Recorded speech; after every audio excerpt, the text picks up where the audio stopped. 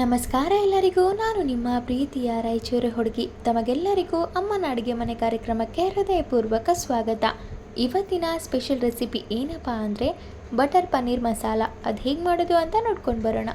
ಮೊದಲಿಗೆ ಈ butter paneer recipe ಮಾಡಲಿಕ್ಕೆ ನಾವು 250 ಗ್ರಾಮಷ್ಟು ಪನ್ನೀರನ್ನ ತೊಗೊತಾ ಇದ್ದೀವಿ. ಈ ಪನ್ನೀರ್ ಕ್ಯೂಬ್ನ ತುಂಬ ಚಿಕ್ಕದಾಗಿ ಕಟ್ ಮಾಡ್ಕೋಬೇಕು. ಅದಾದಮೇಲೆ ಒಂದು ಹೆಂಚನ್ನು ಕೂಡ ಕಾಯಲಿಕ್ಕೆ ಇಟ್ಟಿದ್ದೇನೆ. ಈ ಹೆಂಚಿಗೆ ಒಂದು ದೊಡ್ಡ ಸ್ಪೂನಷ್ಟು ಬಟರ್ನ ಹಾಕ್ಕೊತಾ ಇದ್ದೀನಿ. ನೀವು ತುಪ್ಪ ಕೂಡ ಹಾಕೋಬೋದು. ಹಾಗೆ ಅದೇ ಹೆಂಚಿಗೆ ಒಂದು ಚಿಟಿಕೆಯಷ್ಟು ಅರಿಶಿಣ ಹಾಗೆ ಸ್ವಲ್ಪ ಅಚ್ಚ ಖಾರದ ಪುಡಿನ ಹಾಕ್ಕೊಂಡು ಅದನ್ನು ತುಂಬ ಚೆನ್ನಾಗಿ ಸವರ್ಕೋಬೇಕು. ಅದಾದಮೇಲೆ ಕಟ್ ಮಾಡ್ಕೊಂಡಿರುವಂತಹ ಪನ್ನೀರ್ ಕ್ಯೂಬ್ಸ್ನ ಹಾಕಿ ತುಂಬ ಚೆನ್ನಾಗಿ ಫ್ರೈ ಮಾಡ್ಕೋಬೇಕು. ಹಾಕಿರುವಂತಹ ಮಸಾಲ ಹಾಗೆ ಪನ್ನೀರ್ ಕ್ಯೂಬ್ಸ್ ಎರಡು ತುಂಬ ಚೆನ್ನಾಗಿ ಅಡ್ಜಸ್ಟ್ ಆಗಬೇಕು, ಅಂದರೆ ತುಂಬ ಚೆನ್ನಾಗಿ ಫ್ರೈ ಆಗಬೇಕು. ಅಲ್ಲಿವರೆಗೂ ಅದನ್ನು ಫ್ರೈ ಮಾಡ್ಕೋಬೇಕು. ನೀವೇ ನೋಡ್ತಿರ್ಬೋದು ಯಾವ ರೀತಿ ಪ್ರೋಸೆಸ್ ಅಂತ. ಈ ರೀತಿ ಪನ್ನೀರ್ ಕ್ಯೂಬ್ಸ್ ಎಲ್ಲ ತುಂಬ ಚೆನ್ನಾಗಿ ಆ ಮಸಾಲೆಗೆ ಹೊಂದ್ಕೋಬೇಕು. ಆ ರೀತಿ ಅದನ್ನು ಫ್ರೈ ಮಾಡ್ಕೋಬೇಕು.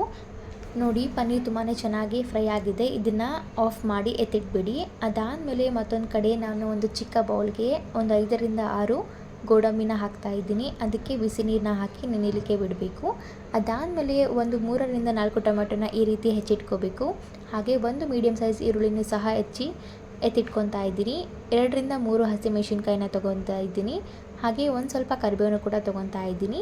ಈಗ ನಾವು ಮುಂಚೆನೇ ನೆನೆ ಹಾಕಿರುವಂಥ ಗೋಡಂಬಿನ ಹಾಗೆ ಟೊಮೆಟೊನ ತುಂಬ ನೀಟಾಗಿ ಈ ರೀತಿ ಬ್ಲೆಂಡ್ ಮಾಡ್ಕೋಬೇಕು, ಅಂದರೆ ಅದನ್ನು ಪೇಸ್ಟ್ ಮಾಡ್ಕೋಬೇಕು.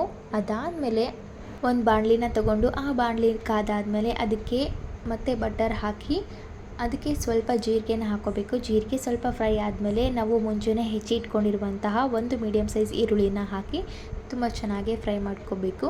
ಹಾಗೆ ಇದೇ ಹಂತದಲ್ಲಿ ನಾನು ಹಸಿಮೆಣಸಿನ್ಕಾಯಿ ಹಾಗೆ ಕರಿಬೇವು ಕೂಡ ಹಾಕ್ತಾ ಇದ್ದೀನಿ.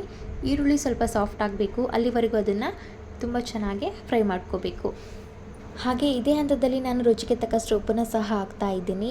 ಉಪ್ಪು ಇದೇ ಹಂತದಲ್ಲಿ ಹಾಕೋದ್ರಿಂದ ಈರುಳ್ಳಿ ತುಂಬ ಚೆನ್ನಾಗಿ ಫ್ರೈ ಆಗುತ್ತೆ, ಹಾಗೆ ಬೇಗ ಫ್ರೈ ಆಗುತ್ತೆ. ಹಾಗಾಗಿ ಇದೇ ಹಂತದಲ್ಲಿ ಹಾಕ್ತಾ ಇದ್ದೀನಿ. ನೀವು ಬೇಕಿದ್ದರೆ ಈರುಳ್ಳಿ ಫ್ರೈ ಆದಮೇಲೆ ಕೂಡ ಹಾಕೋಬೋದು.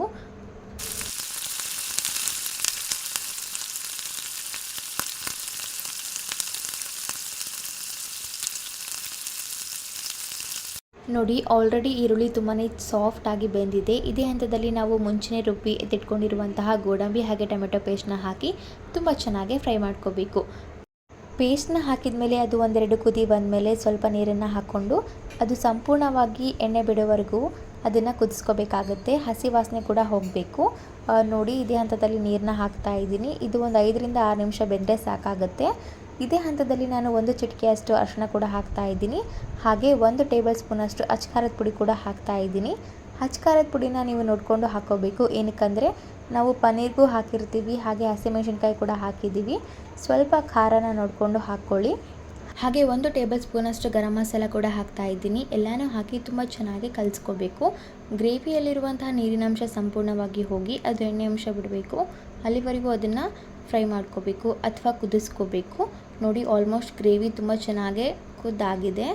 ಇದಕ್ಕೆ ನಾವು ಮುಂಚೆನೇ ಫ್ರೈ ಮಾಡಿ ಎತ್ತಿಟ್ಕೊಂಡಿರುವಂತಹ ಪನ್ನೀರ್ ಕ್ಯೂಬ್ಸ್ನ ಹಾಕಿ ತುಂಬ ಚೆನ್ನಾಗಿ ಕಲಿಸ್ಕೋಬೇಕು. ಅದಾದಮೇಲೆ 1 ರಿಂದ 2 ನಿಮಿಷ ಇದನ್ನು ಫ್ರೈ ಮಾಡಿಕೊಂಡ್ರೆ ತುಂಬ ಚೆನ್ನಾಗಿರುವಂತಹ ತುಂಬ ಟೇಸ್ಟಿಯಾಗಿರುವಂತಹ ಬಟರ್ ಪನ್ನೀರ್ ಮಸಾಲ ರೆಡಿಯಾಗಿರುತ್ತೆ. ಇದನ್ನು ನೀವು ಚಪಾತಿ ಜೊತೆ, ಪರಾಟ ಜೊತೆ ಅಥವಾ ರೊಟ್ಟಿ ಜೊತೆ, ರೈಸ್ ಜೊತೆ ಎಲ್ಲದಕ್ಕೂ ಒಳ್ಳೆ ಕಾಂಬಿನೇಷನ್, ತುಂಬ ಟೇಸ್ಟಿಯಾಗಿರುತ್ತೆ. ಈ ಬಟರ್ ಪನ್ನೀರ್ ಮಸಾಲ ರೆಸಿಪಿ ನಿಮಗೆಲ್ಲರಿಗೂ ತುಂಬಾ ಇಷ್ಟ ಆಗಿದ್ದರೆ ನಮ್ಮ ಯೂಟ್ಯೂಬ್ ಚಾನಲನ್ನು ಲೈಕ್ ಮಾಡಿ, ಶೇರ್ ಮಾಡಿ, ಕಮೆಂಟ್ ಮಾಡಿ. ಹಾಗೆ ನಮ್ಮ ಅಮ್ಮನ ಅಡುಗೆ ಮನೆ ಯೂಟ್ಯೂಬ್ ಚಾನಲನ್ನು ಸಬ್ಸ್ಕ್ರೈಬ್ ಮಾಡಿ. ಧನ್ಯವಾದಗಳು.